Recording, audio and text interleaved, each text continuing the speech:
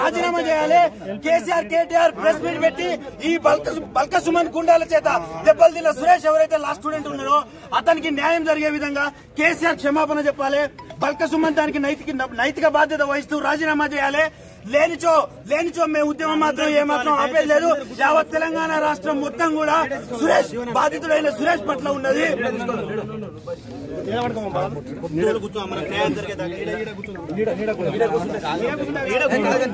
ప్రశ్నించిన సురేష్ యాదవ్ అనే విద్యార్థి నాయకుని మీద జరిగిన దాడికి బల్క సుమన్ నైతిక బాధ్యత వహించి రాజీనామా చేయాలి.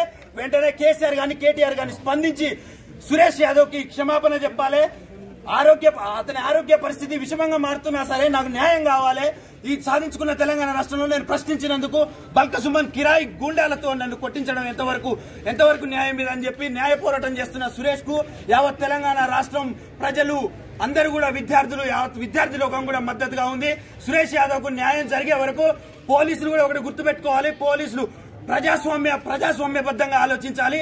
ప్రభుత్వానికి మన పేరేందా మర్చిపోయాను, మైనంపల్లి హనుమంతరావు.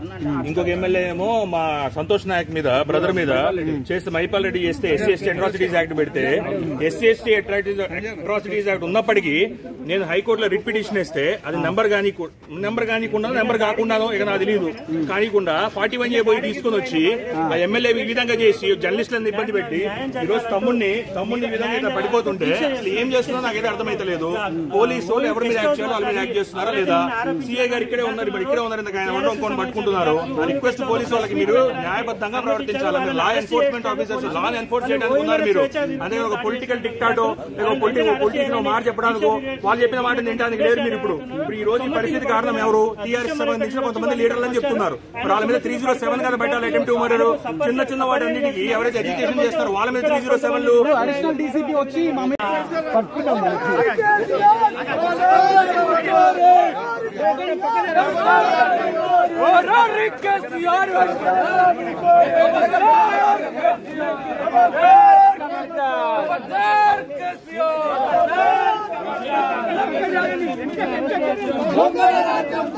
రాజ్యం